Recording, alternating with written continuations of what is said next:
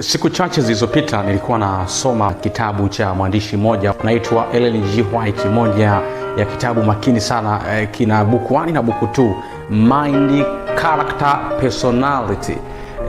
Anasema akili yako ina uwezo wa kuumba mambo kila siku. Vile ujidhaniavyo ndivyo utakavyokuwa. Sasa kwa mujibu wa mwalimu Tony Robinson, anasema watu wengi kwenye maisha yao hawafeli kufikia kile Mungu alichoumba wakifikie kwa sababu hawana uwezo. No, ni kwa sababu hawajijengei uwezo katika kitu kimoja. Takachokufanya uwe na uwezo wa hali ya juu ni kujijengea uwezo kwenye kitu kimoja kwa muda mrefu. Kitu hicho kitakachokufanya kukutambulisha wewe.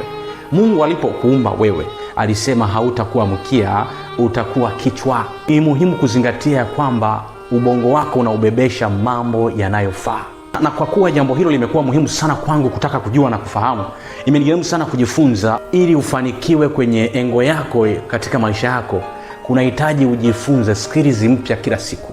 Yaani inakupasa ufanye hivi: kila dakika 90 ya kila siku iwe ni dakika 90 za kujifunza kitu kipya katika maisha yako ya kila siku. Hivi unaelewa kwamba mbinguni moja ya kazi kubwa tutakayokuwa tunaifanya itakuwa ni kujifunza.